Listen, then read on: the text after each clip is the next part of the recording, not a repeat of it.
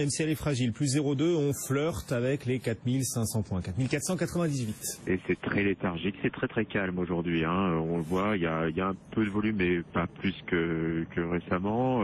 Avec le secteur financier qui est globalement bien orienté. Concernant les baisses, on a le real estate, l'immobilier mal orienté et des valeurs plutôt défensives qui souffrent aujourd'hui, à l'instar de Air Liquide qui est à plus forte baisse. Plus forte baisse en effet, moins 1,9% Air Liquide, parce que c'est une défensive ou pour d'autres raisons propres à Air Liquide d'après vous? Non, mais là je viens de voir par exemple des analystes dérater un peu Air Liquide et proposer même des long short BASF contre Air Liquide. On a également UBS qui était à vendre sur le titre.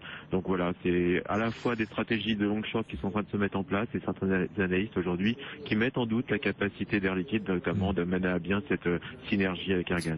Moins 2% quasiment donc à 94,34 €. Vous le disiez aussi, les foncières trinquent en ce moment avec ces rumeurs de possible hausse de taux, possible baisse, réduction du QI de la BCE. On parle bien de la BCE et ça pèse sur le secteur foncier. Unibail-Rodamco signe par exemple aujourd'hui sa 7e baisse d'affilée. Clépierre aussi en net repli de quasiment 1%.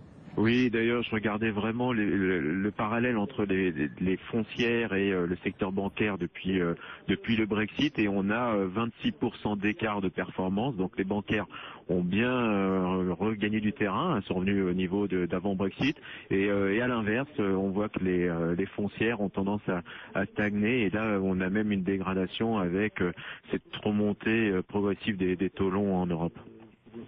Et également à suivre aujourd'hui, Genfit, avec cette suspension de cotation en attendant un communiqué qui va venir sans doute ce soir. C'est un placement privé autour de Genfit, le titre suspendu donc. Qu'est-ce qu'il faut en penser d'après vous? Genfit qui perd quand même près de 30% depuis le début de l'année, Frédéric. Oui, alors c'est logique, puisqu'on est dans le... Vous savez que Genfit est le spécialiste du NASH. C'est des traitements qui sont assez longs à mettre en place. On est en phase 3. On a une trésorerie qui était plutôt large, puisqu'on avait 90 millions en caisse suite à différentes augmentations de capital et refinancement. Là, de nouveau, on repasse à la caisse. Alors clairement, c'est dans le but de programmer ce développement clinique jusqu'en 2018, fin 2018, début 2019, pour une mise sur le marché en 2019. Donc on sait, c'est des sociétés aujourd'hui qui ont un cash burning assez important, donc elles consomment du cash. On a des résultats nets qui sont en baisse assez régulièrement avec moins 12 millions. Donc il faut financer cette recherche. Voilà, c'est un plan, on le sait, c'est assez long. C'est la problématique d'ailleurs des biotech en général. On n'arrive pas à trouver un vaccin ou un traitement du jour au lendemain. Il faut financer et régulièrement on fait appel aux actionnaires.